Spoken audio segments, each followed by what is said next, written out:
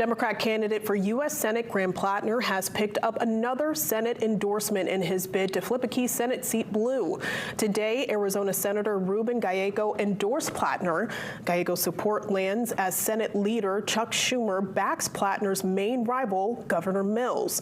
Platner and Mills both aim to unseat Republican Senator Susan Collins, who is running for her 6th term.